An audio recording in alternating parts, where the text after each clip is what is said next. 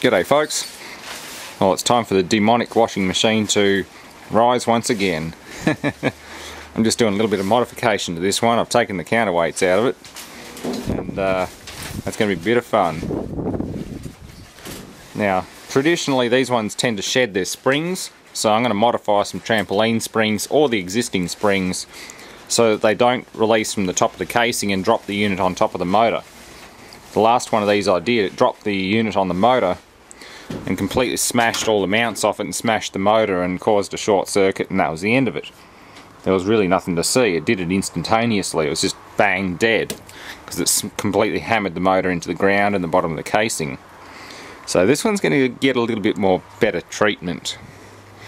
And speaking of treatment, this was dropped off by one of Dad's friends, employers or contractors.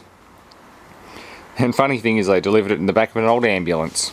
So yeah, it's come in for some emergency surgery. I've removed the big heavy 60-pound tumour, and it's time to see if the patient lives and how long it takes to die. It's kind of funny in a bad way. But there's really, as soon as you get rid of the weights, there's nothing in them. There's no weight in them. All the weight is in there. Big thick concrete counterweights, or vibration absorption counterweights, whatever they're used for. More than well, obviously they're used for vibration absorption, but excessively heavy, steel reinforced, nasty stuff. You don't want them on the machine when you could try and kill it. So I'm going to flip it back upright again and rework the top springs. Maybe even take some 25 by 25 by 3mm angle iron and actually reinforce the top edge so that the springs don't tear the top of the casing apart. I want this thing to jump around the backyard like a completely retarded washing machine. This should be fun.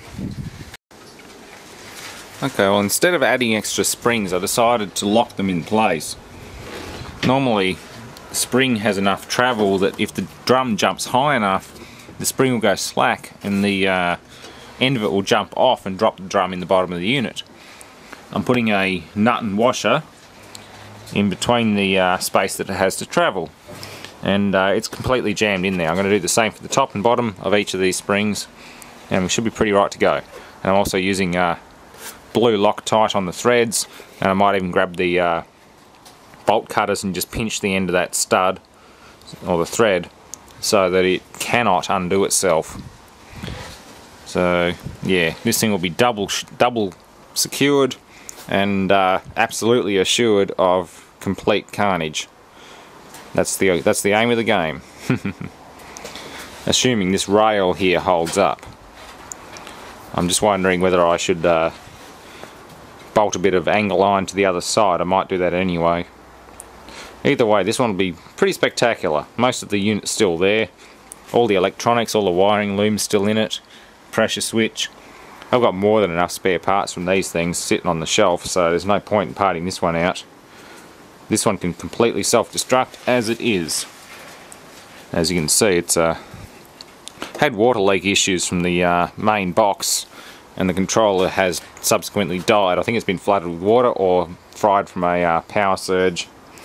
Either way, this thing's going to yeah, it's going to rock and roll. Let's see what happens. I've given it a bit of a reinforcing job. I was going to add additional springs, but I don't think that will be necessary at this point. I believe you can bolster these ones well enough to survive. Well, partially survive to the point where they die. You get what I mean.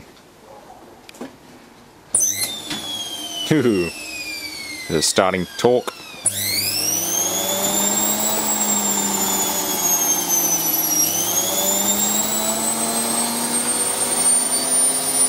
That's an empty drum.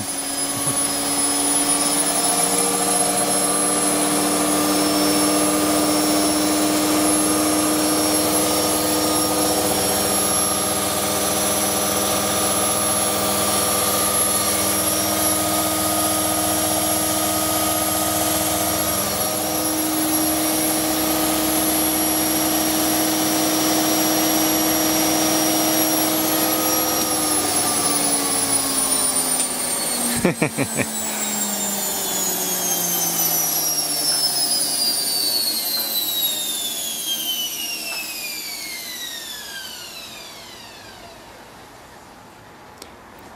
connect this up to a variac, which will put out another 20 volts or so above line voltage in the overrun part. I think most variacs go into overrun by about 20 to 40 volts. So this thing could see 260 to 280 volts AC. Pretty good. Anyway, thanks for watching. Stay tuned for the final death of this washing machine. I'll have to save the door. Assuming the glass survives, I'll save that and do a high-speed film. Just fire a piece of lead or something through it. Shoot it with a lead pellet. That's another thing I want to do. Shoot out one of those glass doors.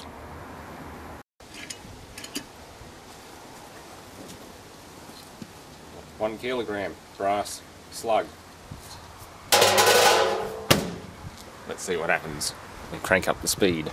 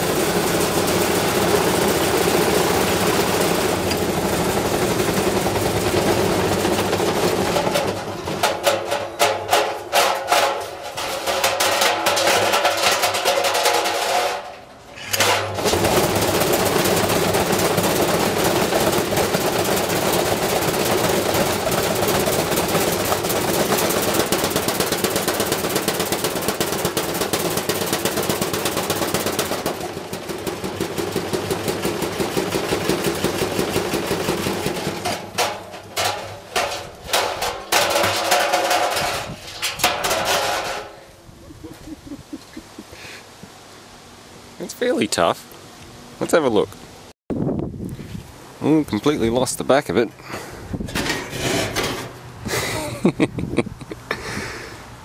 Everything's still hanging in there though. I think I built it up a bit too tough.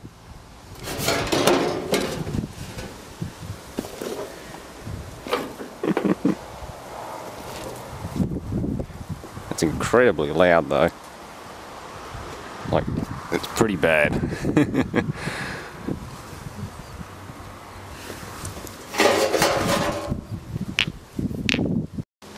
Alright, it's about to rain, but not going to let that spoil the party. Something a little heavier this time.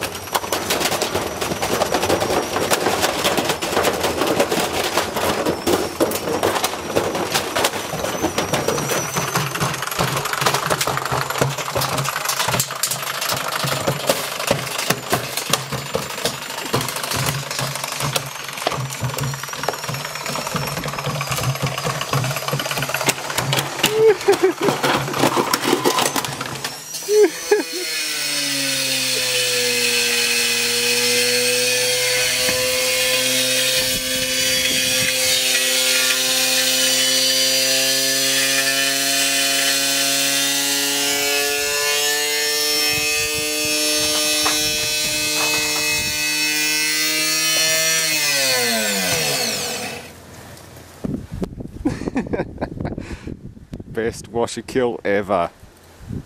Absolutely the best. What was it again? A Westinghouse? No, it was a it's on here somewhere. Well, they made a hell of a Whirlpool, I'll give it that much. Real life physics engine malfunction.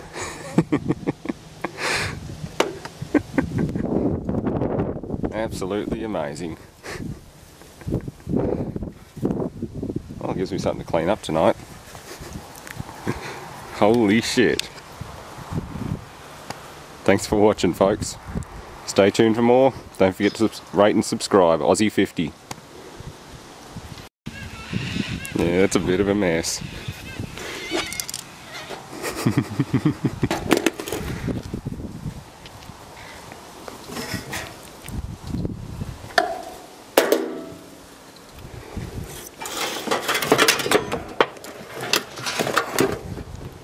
Oh crap.